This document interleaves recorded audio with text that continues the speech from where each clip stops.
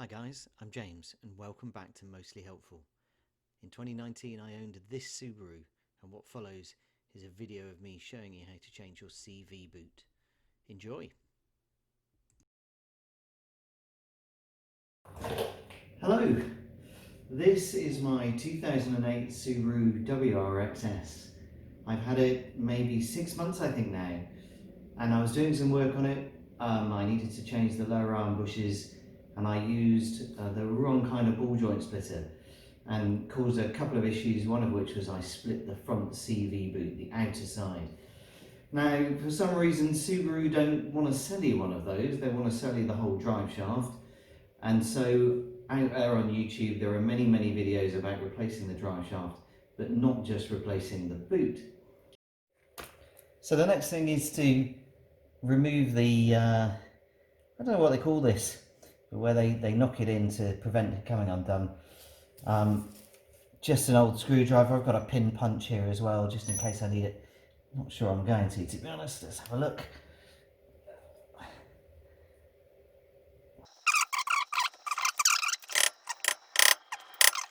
What I've done now is, having pushed that hub nut stake in, I've put my wheel back on, but I've taken out my centre cap. So I've got room for my newly acquired 32mm socket. Stick that one in there, we are good.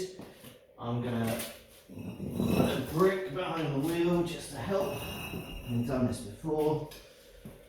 And let's see how we get on. This is one of those jobs where everyone else makes it look really easy. So,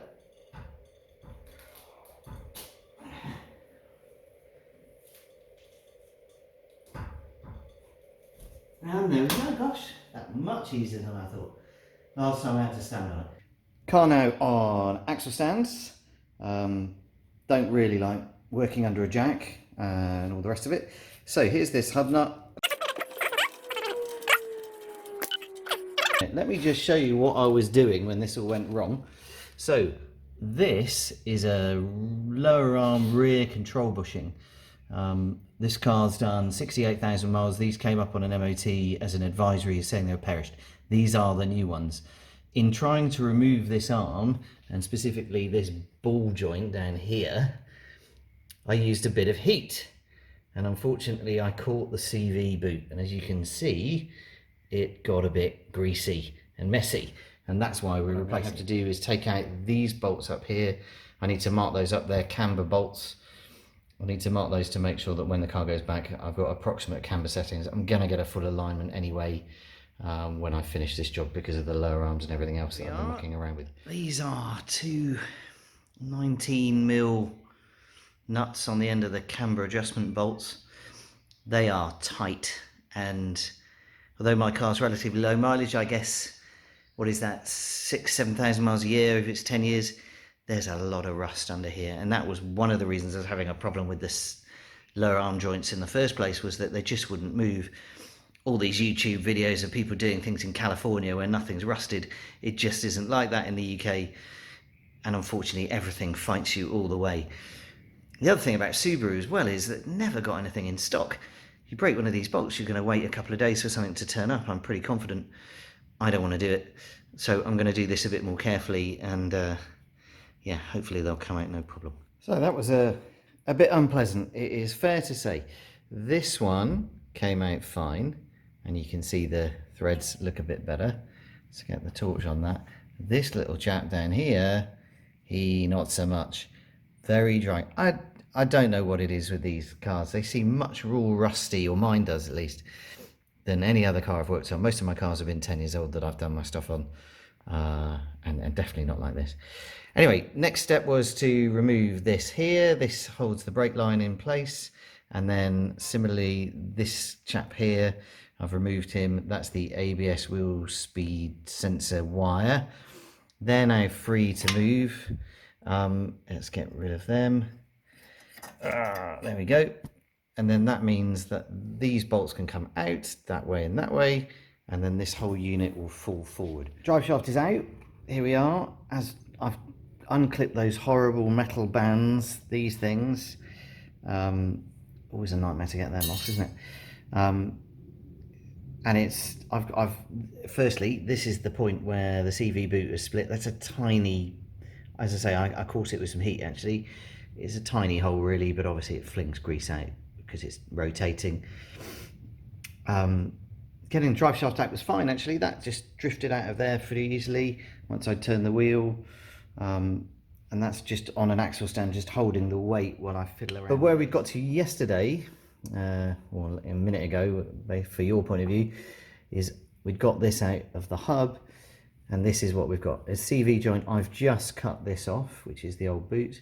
It's quite interesting actually, it's a, you just see there, a GKN part. I'll put the part number in the description below, because I mean that must be a pretty standard part, I'm pretty sure. What we've now got to do is split this CV joint off the drive shaft. It's held on with a circlip in here. It's going to take a little bit of hammer action. In theory, then just slide on the new boot. In theory, just then hammer that back on and then put it all back together. Job done in 30 minutes, right? So let's see how we get on. So my efforts to split the CV joint have failed. Last time I did this, I did it on MG, a couple of taps of the hammer, CV joint came off. Not happening. There is apparently a way of splitting the CV joint from the drive shaft, but I haven't taken the shaft off the car and I don't want to do it. So what I have done is I bought one of these, which is a Q-Drive Universal CV boot kit. It's a stretchy boot kit, and that means I've had to buy this really rather unusual thing, which is a CV boot tool or a CV cone. I've never done this before. I've done a few CV boots in my time and I've always just bought kind of OEM stuff.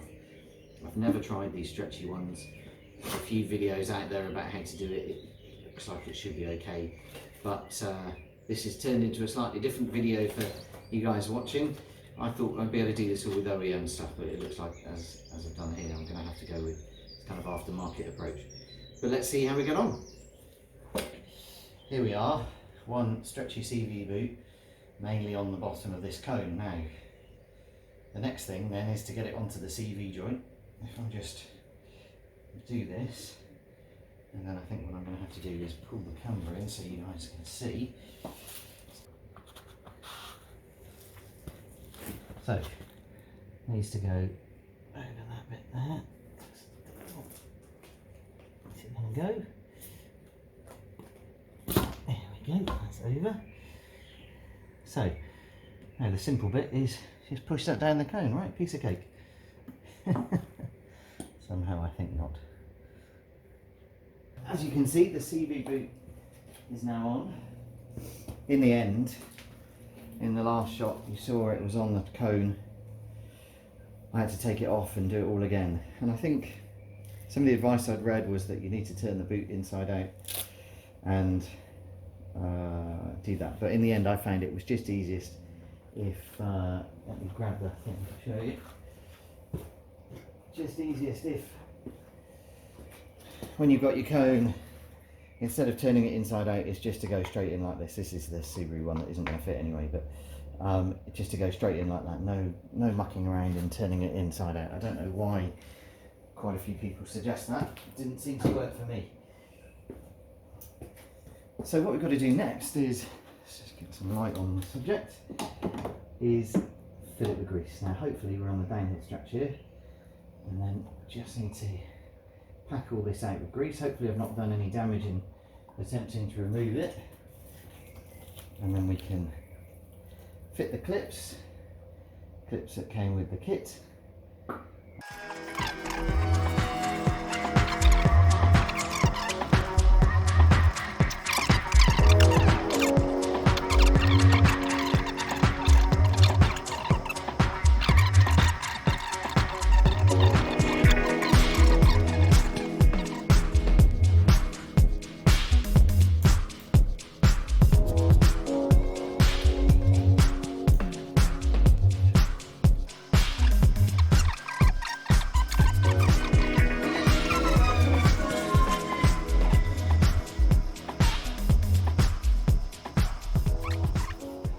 A little bit of a fight to get them on, but now done.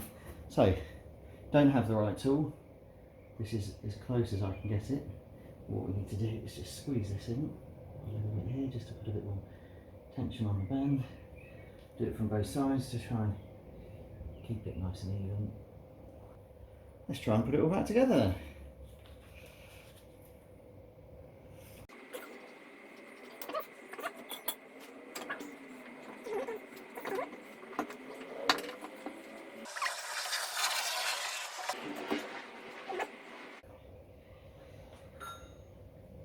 So, top bolt is the camber bolt. I scored a mark on it. You just see, you see there, just there, scored a mark on the car. I'm going to get a full alignment done anyway, but at least it will be broadly there while I drafted the alignment sensor. Alignment shop, as they say in the US. There you go. Now I spent a bit of time off camera just tidying up the threads on these bolts. These were the ones that were really hard. This one wasn't so bad, the camber bolt, the one below was a nightmare. So I've been tidying them up. Some copper grease on them, run the impact driver up and down them a few times.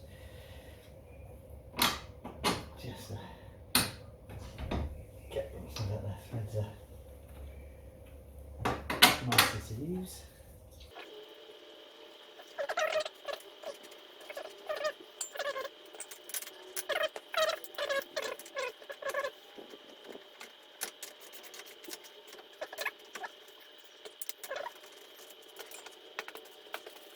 Subaru, official Subaru hub nut. There we go, 28044AA001. Let's see if this fits. I've been assured it has. It will, sorry. Nice. There we go, no drones.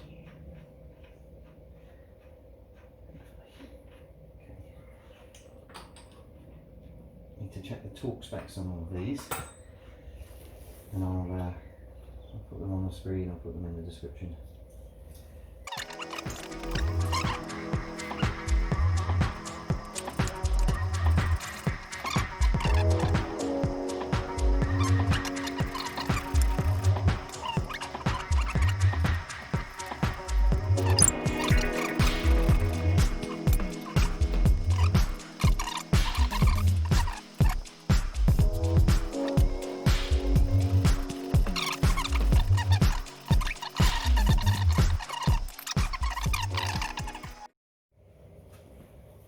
One of the problems of owning a Subaru hatchback in the UK is that they're much less popular than the previous generation cars.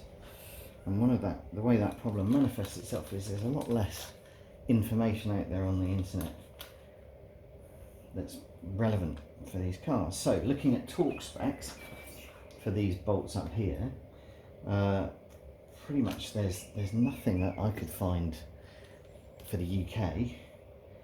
And a lot of information comes from the US, which is fine. I guess the cars are the same, and there's no problem. They talk in foot pounds, and I'm more of a Newton meters kind of guy. But I found a couple of figures. One is something like 126 foot pounds, which is 170 Newton meters, or 114 foot pounds, which is kind of rounding down. It's about 150 Newton meters. So I'm kind of I'm going to go with 150. It feels like a large figure when you consider that this one is at 220, and that's a massive 32 mil, and that's consistent with what I had to do in the past, but this feels high. So 150 it is. Shout me a note if you know better.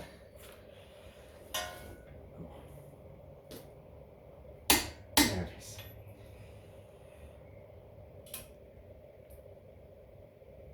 Oh.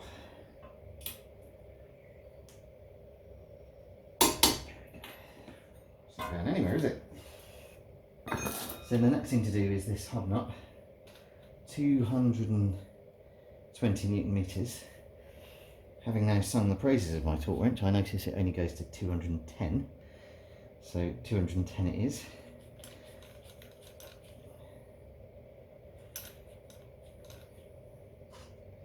That's a lot of torque, isn't it? Christ.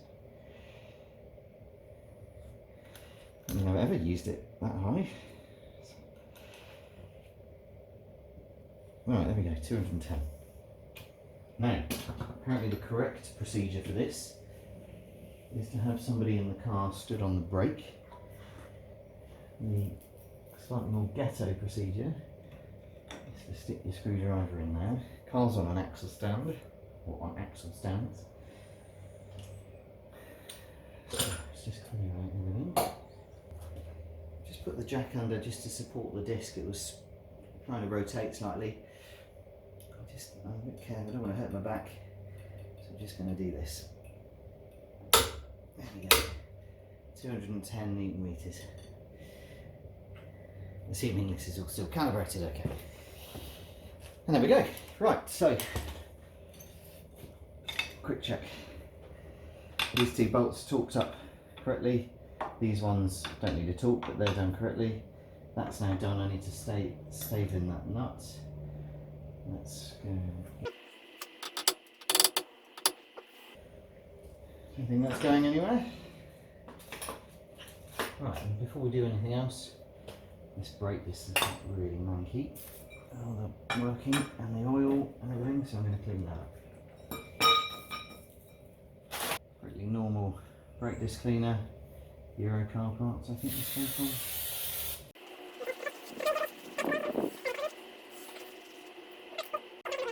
The last job before we put the wheel on, of course, is to clean it. This is the grease that was flung from when the CV joint. I really hadn't driven far. I mentioned it, I think. Literally around the block, just using some brake cleaner, just to get rid of all of this. Previous owner very kindly had them refurbished just before I bought it. These are in great shape, so I really don't want them full of grease.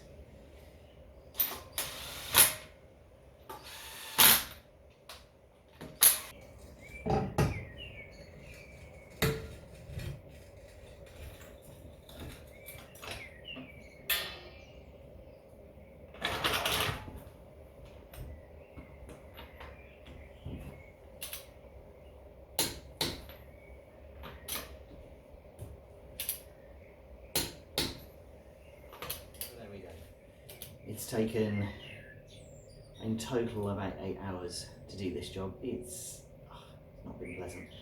I could probably do it in 2, to be honest, if now I know what I'm doing. It's rust, bolts, seized, all the rest of it. Anyway, hasn't driven for 3 weeks. Let's see if she starts. Haven't had the alarm on them.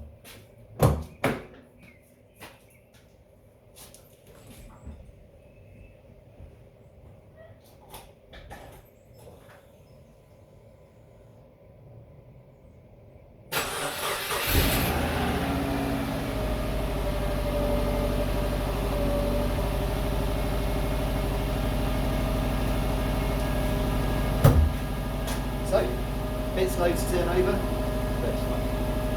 I'm going to change so that I'm not making my seats filthy, and then I'm going to take it for a good drive around the block, and then, depending on how much time I've got, I'll take it for a proper run out, just to check everything's okay.